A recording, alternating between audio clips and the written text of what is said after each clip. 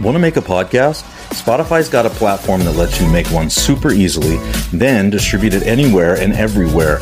You can even earn money all in one place for free. It's called Spotify for Podcasters, and here's how it works. Spotify for Podcasters lets you record and edit podcasts right from your phone or computer, so no matter what your setup is like, you can start creating today. Then you can go ahead and distribute your podcast to Spotify and anywhere else podcasts are heard. Video podcasts are also available on Spotify.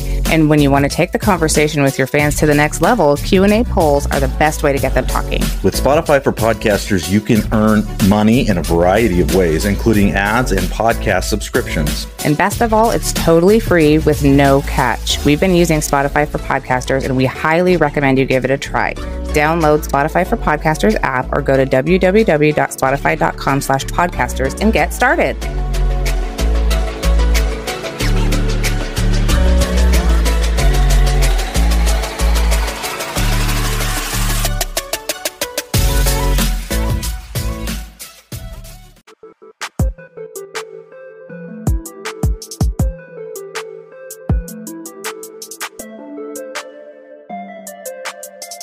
Welcome back to That's So Fringy podcast. I'm Rick. I'm Kristen. And I'm Bethany. And today we're pushing out another Fringy Morsel for you. Guys, we're excited to bring you this morsel today because, you know, there's so much weird stuff going on out there.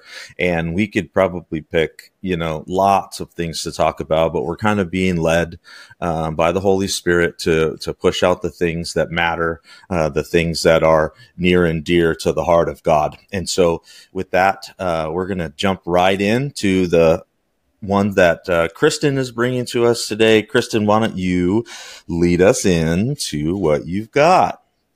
Okay, so this one comes to us from Portland, which is not far from us, and is also not far from the news, for that matter. So this one comes out of Portland, and it's coming from a patient at a medical clinic. Her name is Marlene.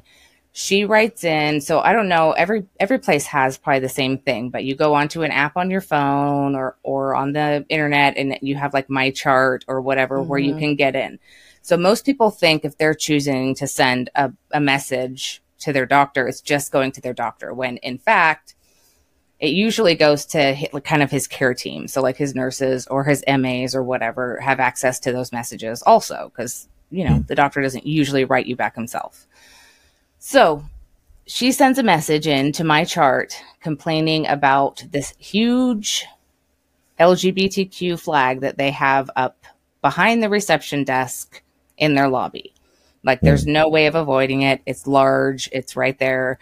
And a little background on her. She's been outspoken against how this stuff is being pushed in our face. And she's had death threats. She's had, people on Twitter that have, threatened to kill her or rape her or all of these things. So she's a little traumatized from this community anyway. So she sends a message and says, basically, why do we have to have this flag up? Like, it doesn't need to be here. Where's the women's rights flag? Where's the children's rights flag? Like, those things would be more appropriate, but this is not really appropriate. So she's getting treated. This is her family practice clinic. She's also getting treated at the, because it's OHSU. So they have lots of different things that they do. So she's getting treated for breast cancer is why she goes.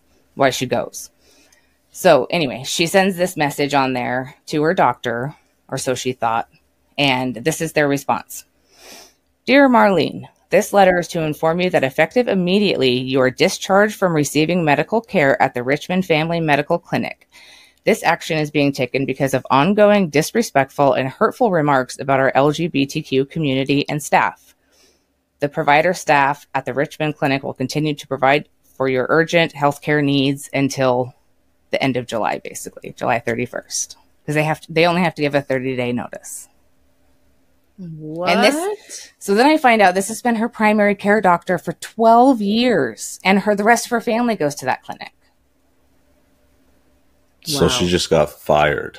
She got fired from being able to go there because she doesn't want to see this flag hanging in there all the time and doesn't want to have anything to do with that, which, to some people, that's not that big of a deal. We might have some people out there listening right now that are like, doesn't really matter, to fight the battles that matter. It's just a flag, whatever, ignore it. But it's more than a flag, it's a representation of a movement, as we know, as we've talked about many times, that is trying to enslave people's minds to follow after this agenda. It's mutilating our children by saying, go get your kids, to let them go and get these medical procedures. If they're choosing to transition, that's on them. A lot of times don't tell your parents. And, it's much bigger than just a flag hanging, and that's what we all need to see from this woman who is standing up and saying, this is not okay. But I did like what she said about the women, how it degrades the women. You know what I mean? Because I think it does. Yeah, I agree. I mean, that's a really risky move. I feel like on the OHSU is a huge hospital system, medical system in the Portland area. That's a big thing to throw out there. Like, we're not going to care for you anymore past July 31st, regardless of whether you're able to find a doctor or not. I mean, I know I worked in a specialty clinic for 7 years and we were booked out 4 months. So they gave her 30 days, but she might not be able to get in for treatment for 3 months after that. Like, what? We're going to let this woman potentially die because she doesn't like what's happening behind the scenes and being thrown in her face when she walks into the clinic? Right. When she has a history of dealing with these, she called them trans activists. She has a history of them threatening her and all kinds of stuff. So she's, that's not easy for her to do. It's like, I don't know. I feel like, so a lot of this whole thing is people believe, like, I believe that I'm a man because I feel like a man. I want to look like a man, all of those things. All you have to do is believe it to be true, and it's true, right? But isn't that like the definition of a religion or a cult or something like that? Like, so if I went in there and said, I believe that, God is the one true God. I believe that I'm a Christian. And I said, I want to put a cross up here, or I want to put a Jesus fish up here or something like that. It would be, no, we're not going to do that. That's a religious emblem. And, there's no place for that in a medical facility. Like, it seems pretty like open and shut. So if this trans flag, if we're going to call that a religion or something along those lines, which is what it is they believe in something, so therefore it's true. How is that allowed to happen? Right. Yeah, I mean, there's a Hippocratic oath, right? And you guys would know more about this than me. That there is an oath that you take as a physician, as a medical worker, that says do no harm. And for you to say, or you as a hospital, as an organization, to say that you have to find some other place to go, that has a potential, right, for doing harm to that family, because they're not going to care for them if they're sick. They're not going to care for them if they're injured. They've only got, emergency services allowed to them for a certain amount of time. And then what? They show up with a broken arm. Her kid's got a broken arm. They rushed to the hospital and nope, you can't come in.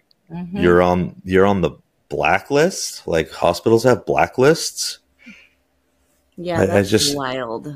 I mean, over the years, I've dealt with a lot of difficult patients and borderline like verbally abusive patients. Like, they were, but it takes a lot so just to explain the verbiage, if I decide I'm not going to go to this doctor because I don't trust them anymore, I can fire that doctor basically from serve. So I don't want them to serve me anymore. But on the flip side, a doctor or a doctor's office can fire a patient, meaning we're not going to treat that person anymore.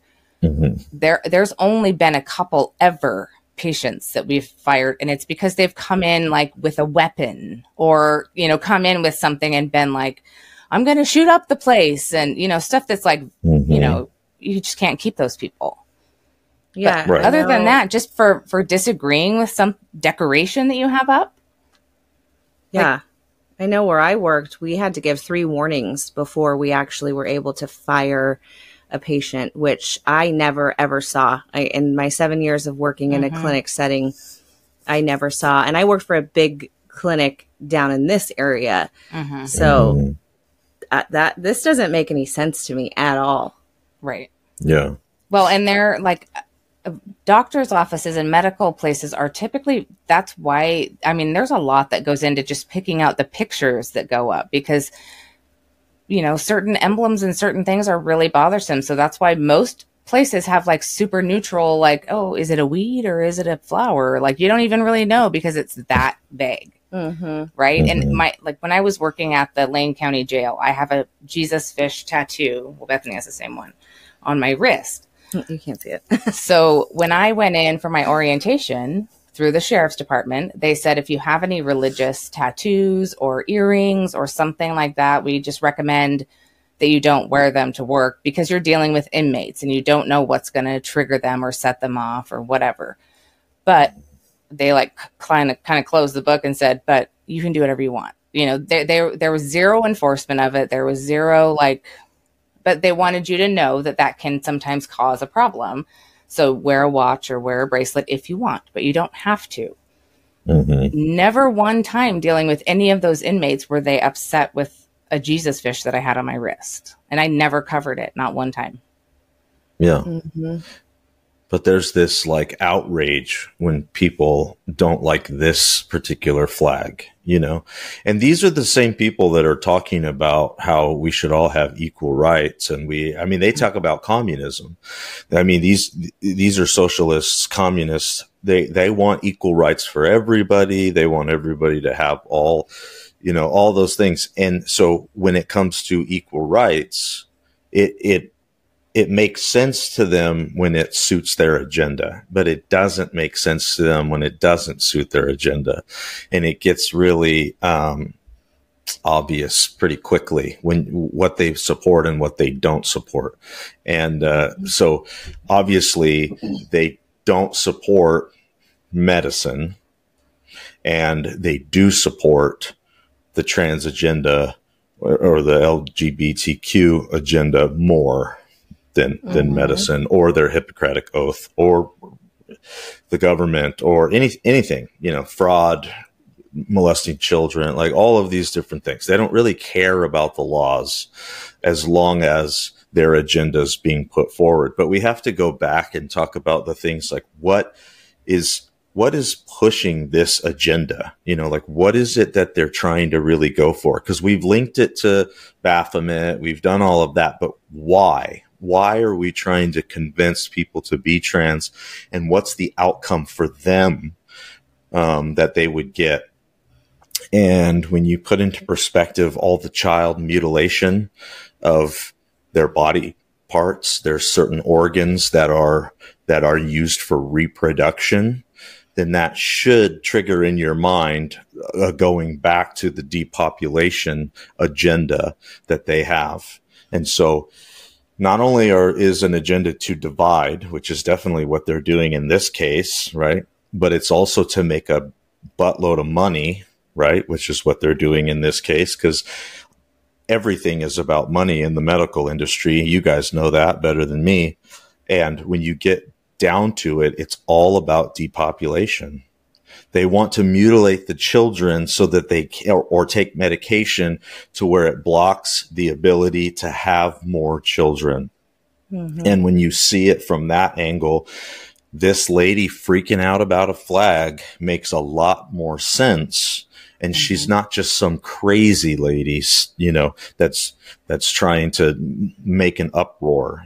She's standing up for her values, and she's being crucified by the media and by everybody else in Portland. I'm sure if you've ever been there or seen it on TV for those 100 and whatever days, the summer where they were burning everything down and breaking everything. Like these are the people that get to decide whether somebody gets to have health care or not. No, I'm sorry. If I was to give any advice to this woman, I would say you need to move immediately. Yeah. Because if the wrath of God comes tomorrow, I wouldn't want to I think be anywhere Portland's going to be near pretty Sodom and high on Gomorrah. the. Yeah, exactly. Yeah, it's really bad up there. I mean, we drive through it all the time, and we skirt around the outside of it, I should say, because we don't don't want to drive through it. No, I mean, just every in case. day there's shootings. There's, I mean, so much insane stuff goes on up there that we don't even hear about, and we're 2 hours away. Like it's terrible up there. The businesses are still getting broken into. They're still looting, and I mean, How many nuts. businesses have left downtown Portland just for safety? Like Columbia Sportswear, who's a really big company, they pulled out of Portland and moved away. Like, we're not going to be down here. We're not going to have our businesses. It started there. Yeah, that's why it's called Columbia, because they built it on the Columbia River. You know, like that's. But now they couldn't take it. And now they can't. Now they can't even be in the place of their origin because of these homeless people, these Antifa rioters, the LGBTQ community. And I'm not talking about all of them. I'm talking about the radicalized ones. You know, are they getting paid to do these things? I don't know. All I know is that it's very interesting that this place, this one place on the map, is so incredibly bad. And then obviously you have oppressed. Yeah, you have echoes of that throughout other towns and other places, but that place for sure is it's like the hive mind. You can't think any different there, or else they will destroy you. Yeah, it's terrible. God, we'll have to pray for this lady. Yeah, definitely. If you guys wouldn't mind, reaching out and sending in your prayers through our message boards and stuff like that. I'm sure that this lady would love to hear that, people are thinking about her, people are praying for her, right. And we should, this is what we should be doing as Christians, as people that believe in the law of God. And a lot of people think that the law of God is a very hard thing. Like, you have to follow these rules. But when Jesus came, he said, love your neighbor as yourself, and love God. Like, that's it. Love God, love your neighbor. Love God, love your neighbor. And they're interchangeable. It's like an infinity symbol. If you're loving God, then you are loving your neighbor. And if you're loving your neighbor, then you are loving God.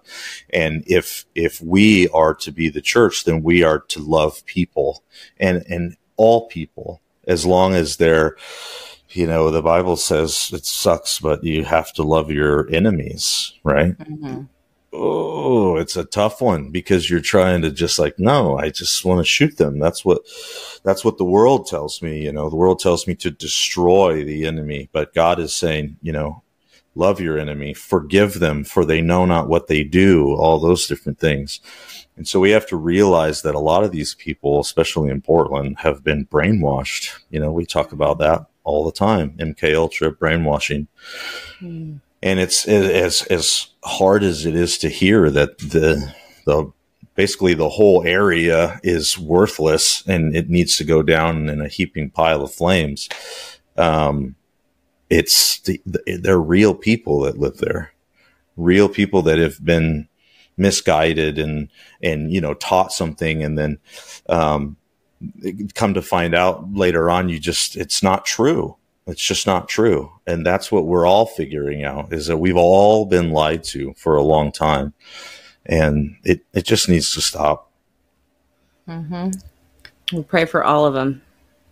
Yeah. All the Portlanders. Yep. Yeah. Portlandia, also known as Sodom and Gomorrah. Yeah. But there was an option, right, in the Bible, in Sodom and Gomorrah. There was an option to make a decision to follow after God, to do the right things, and then